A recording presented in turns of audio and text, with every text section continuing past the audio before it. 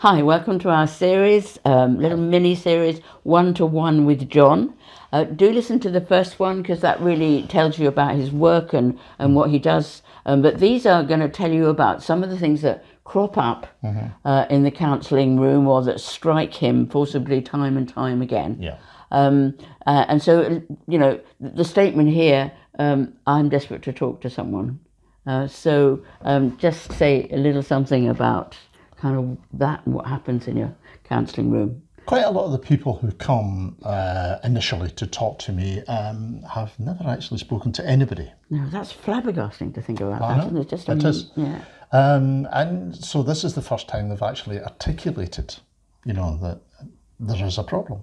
And it's so sometimes it's just it's almost like a stream of consciousness to begin with, because and you can totally understand that they've never spoken to anybody. It's all, you pardon the pun here, bottled up, which is why we called it what we call it. Yes. And it just goes and it all comes out. Yes. And I'm a great believer that I use the analogy of lancing a boil. Absolutely. If healing's got to happen, then you got to get all the pus out of the boil, and then it starts to heal. And it's the very same psychologically. You sort of get all this stuff comes out, and it leaves space for good stuff. Yes. Then they can start to listen, and Yes. it's much better. Yes. So that's very often what happens. And that, as John has said, in itself is therapeutic. Absolutely. What do you think? Why do people take so long to come?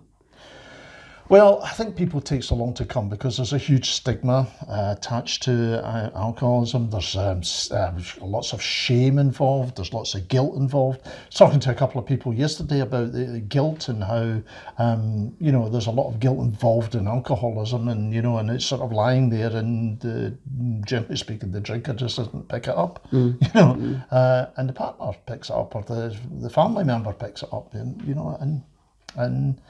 so because of all of that, they don't come. The other thing is that they feel that they might be betraying the drinker. Yeah, because it's not your partner. It's not your secret really to tell, but it does become your secret. It's your secret to tell because you're the person who's suffering because of the behaviour. It may not actually be the fact that you're the drinker, and you're the one who's sort of afflicted by this disease as they see it. But you are suffering the consequences of it, it's people need to talk. People need to get help, and people need to break out of this sort of idea that that they need to suffer in silence because it's not their problem.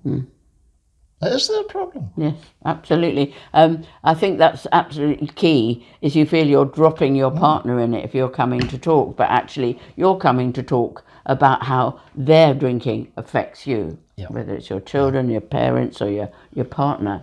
That's the secret you carry, and it's even harder for you to speak about it because it does feel as if it's their secret. I had this very conversation yesterday with someone. The exact conversation. Oh, I feel as if I'm doing. But come on, you need support. It's that's part of the problem with the alcohol sort of treatment industry, is that everything focuses on the drinker, and not on the family, which is why Bottled Up exists, because you need help in your own right. And that's one of the things that we are it's right at the heart of the programme. In fact, it's right at the beginning of the programme, is, breaking the silence, getting support outside for you. Absolutely. And I think as you speak, I think for people it clarifies the substance of what's going on, because you're in this world, this airy-fairy world where you're constantly being told you're making a fuss about nothing for a start. And I think to be able to come to you and begin to talk, I think it substantiates and authenticates the journey, doesn't it? There's a psychological principle that states, I learn what I believe when I hear myself speak. Yes. And that's what it is. It's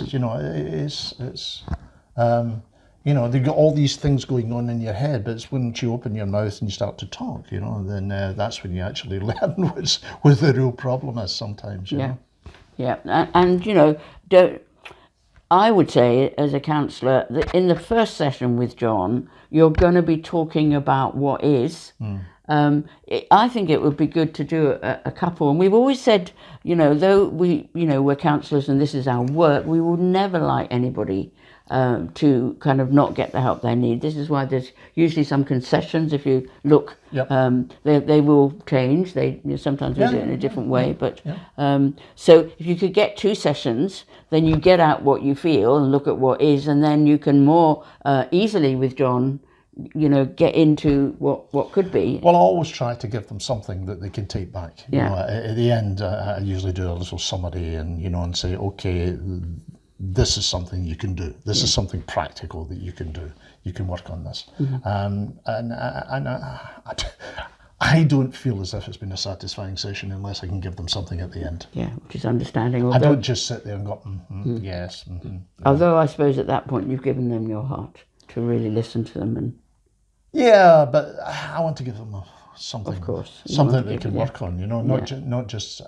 It's you know, it's nice giving somebody an ear, yes, and sometimes that is therapeutic in itself.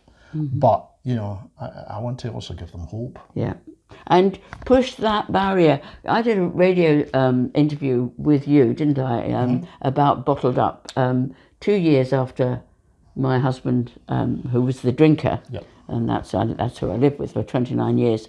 And then I reflected back that it's the first time I'd spoken about it publicly. I remember that, yeah. And that was 2 years after my husband's death, you know, and I should know better. I was, you know, a counsellor at the time, and that was the web of secrecy that held me in. And I think the more prominent you are, somehow the more shame you feel, you know, but push that door open, because you will not regret. If you reach out, you will not regret, because you'll get the help and support you desperately need. Even if you don't come talk to me, which is fine, you know, you talk to somebody. Yeah, absolutely. Anybody. Yeah. You know, because you really do need the support. You need to be heard.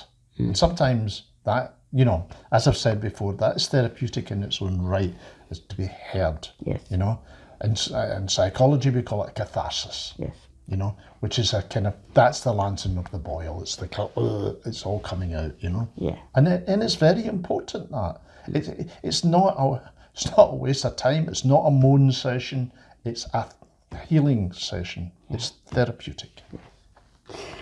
Okay then, so thank you for listening. We're going to do a few more in this little mini-series of one-to-one with John, and again we'll be teasing out some of these key issues that are really important to your narrative and your healing journey. So thanks for listening. Bye-bye. Okay. Bye.